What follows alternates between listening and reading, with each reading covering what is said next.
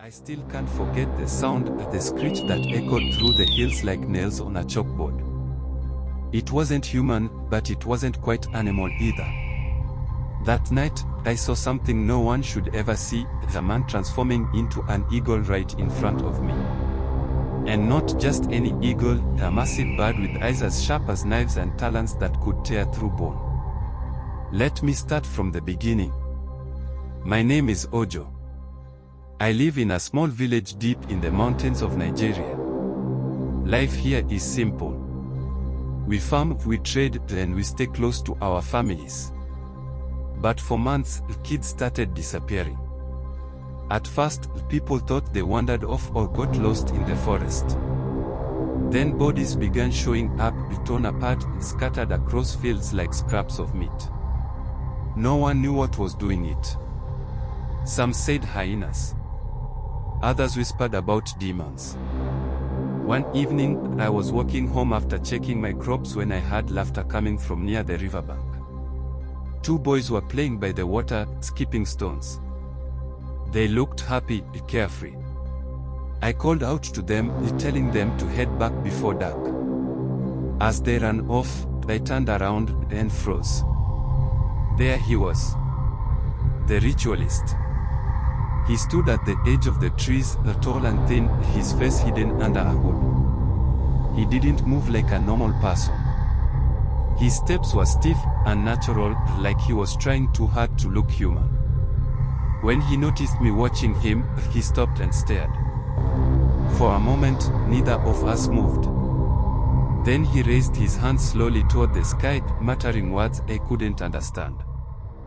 That's when it happened. His body twisted and cracked, bones snapping and reshaping themselves.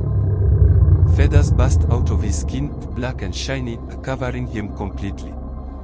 In seconds, he wasn't a man anymore, he was a giant eagle, its wings stretching wider than two men standing side by side. It let out that ear-piercing screech again and took off into the air, circling above the village. I stumbled back, a heart pounding. My mind screamed at me to run, but my legs wouldn't obey.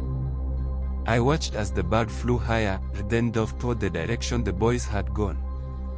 A few minutes later, their screams cut through the silence. By the time I reached them, all that was left were bloody pieces of cloth and shoe soles. After that night, fear gripped the village. People locked their doors early and avoided going outside alone. But I couldn't sit still.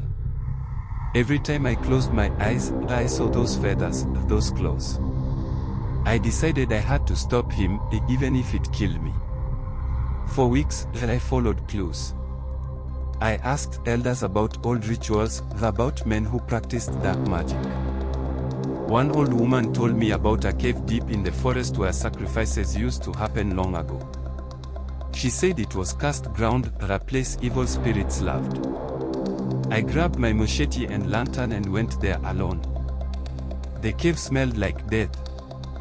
Bones littered the floor, some human, some animal.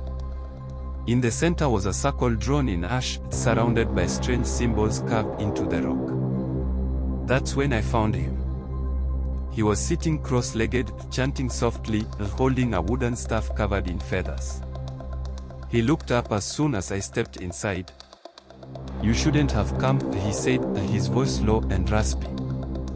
"This doesn't concern you." "It does now," I replied, gripping my machete tighter. "You've taken enough lives." He laughed, a cold, hollow sound, and stood up. Before I could react, he started changing again. Feathers sprouted from his arms, his beak grew, and his body doubled in size. This time, I was ready. I swung my machete wildly, forcing him to retreat.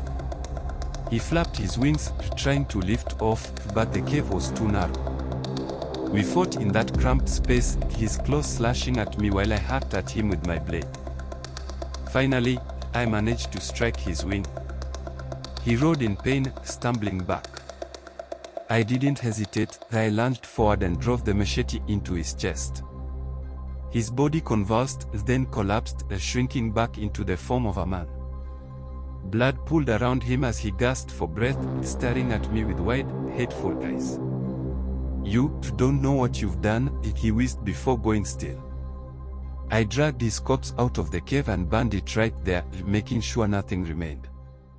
Afterward, I gathered the villagers and showed them the cave, explaining everything. From that day on, no more children disappeared. The hunting of children stopped. But sometimes, late at night, I swear I hear that screech again. High above the trees, far away, watching. Waiting.